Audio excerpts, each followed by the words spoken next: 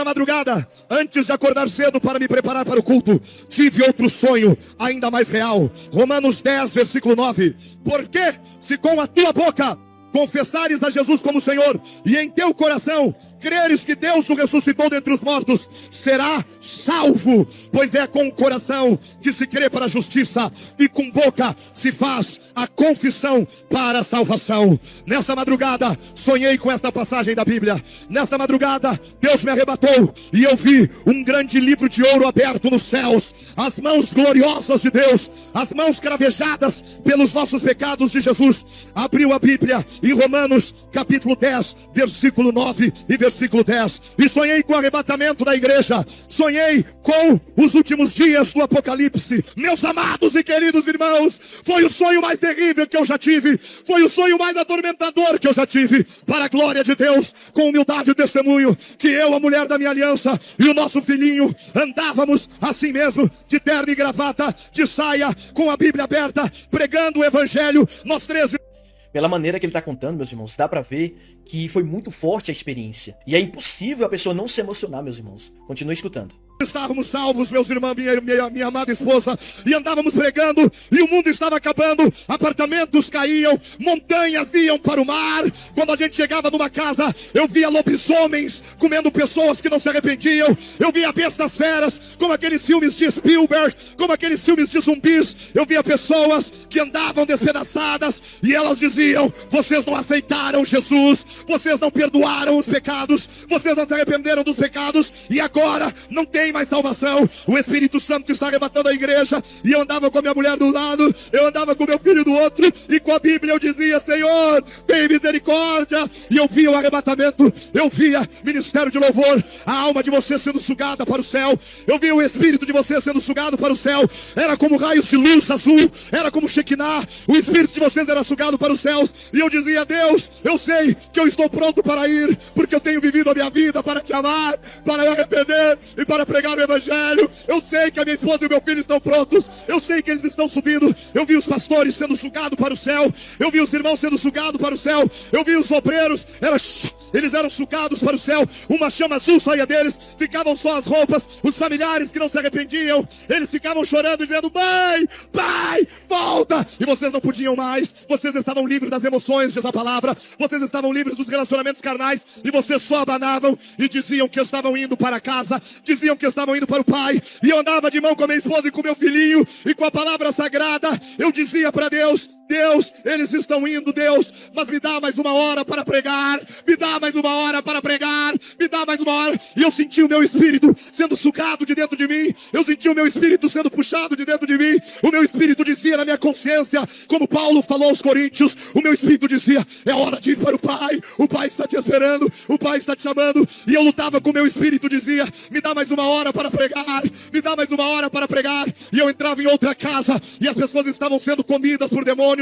Eu chegava numa casa e dizia: você precisa entregar a sua vida para Jesus. E eles diziam: o teu Jesus nunca me ajudou, agora é tarde demais. E eu dizia: arrependam-se, pois é chegado o arrebatamento da igreja. Arrependam-se, porque é chegado o arrebatamento da igreja. Mas não era um dia bonito de chuva como esse. As montanhas estavam caindo, como disse em Isaías: as montanhas cairão, os homens procurarão a salvação, mas já não a encontrarão, porque o Espírito de Deus não está mais na terra. E eu ia de casa em casa e pregava: o mar, como aquele maremoto que deu, o mar, como aquele tsunami que destruiu o Japão, o mar tinha se mudado para a terra. Eu vi modelos famosos, eu vi atores famosos que a beleza do seu corpo não os ajudava mais. Eu vi cantores famosos que as suas belas vozes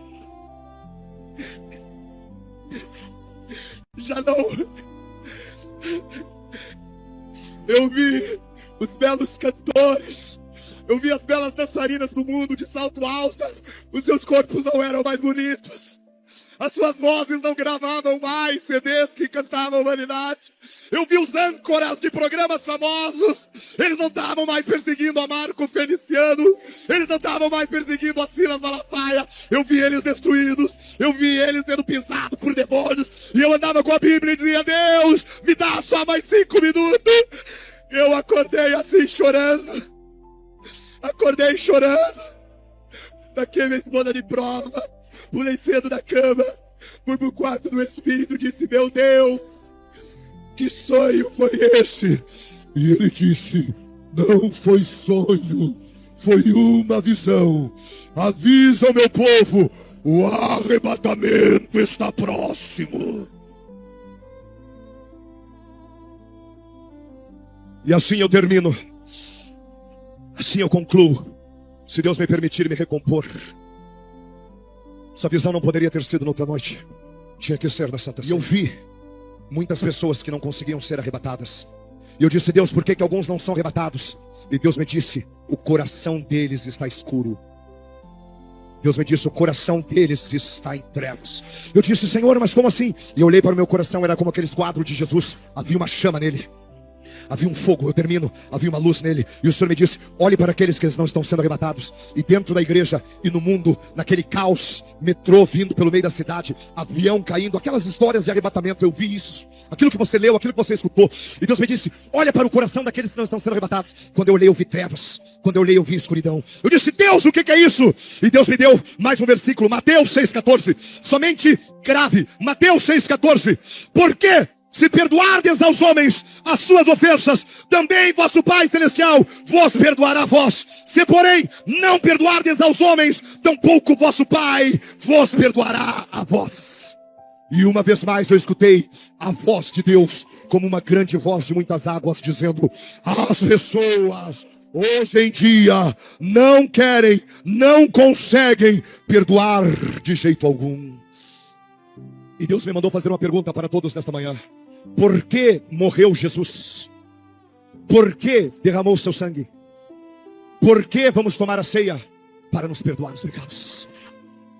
E muitos de nós, irmãos, não conseguimos vencer, porque ainda não perdoamos o pai, não perdoamos a mãe, não perdoamos o tio, não perdoamos a professora do ginásio, não perdoamos o primeiro empregador, não perdoamos o primeiro funcionário, não perdoamos o amigo, não perdoamos o irmão. Ah, o meu pastor me feriu, a minha irmã me feriu. Queridos, a salvação é individual.